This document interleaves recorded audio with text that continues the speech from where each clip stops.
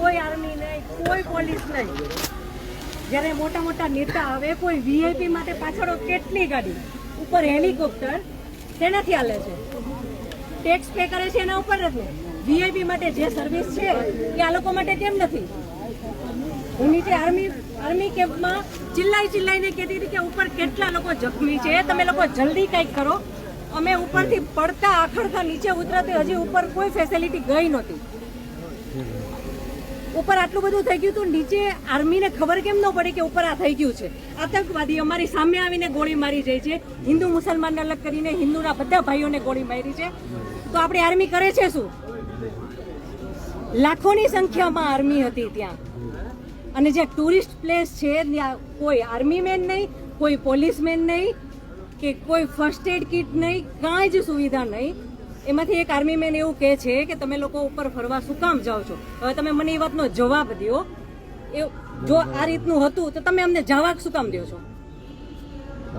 નહીં, હવે મારા ઘરનો સ્તંભ વયો ગયો છે. હવે તમે મને પાછો આપો, મારે બીજું કાંઈ ન જોઈએ.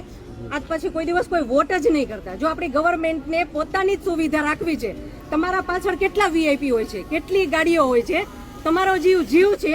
આ ટેક્સ પે કરે છે એનો જીવ નથી. આ છોકરાઓનું શું, આનું ભવિષ્ય શું? આને ડોક્ટર બનાવી છે, આને એન્જિનિયર બનાવો છો, હું કઈ રીતે બનાવીશ? નહીં, મને ન્યાય જોઈએ. મારા છોકરાનું ફ્યુચર ખરાબ ન થવું જોઈએ.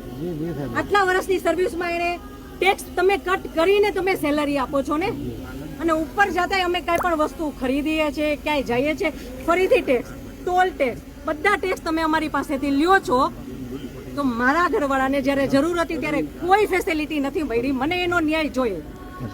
તમે લોકો અહીંયા જ રહ્યો, તમે કહો મને કે તમે શું કરશો એના માટે.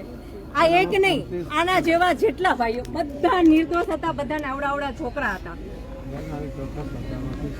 નહીં, સરકાર ખાલી કહે છે કે અમે કરશું. આ બધું બની ગયું.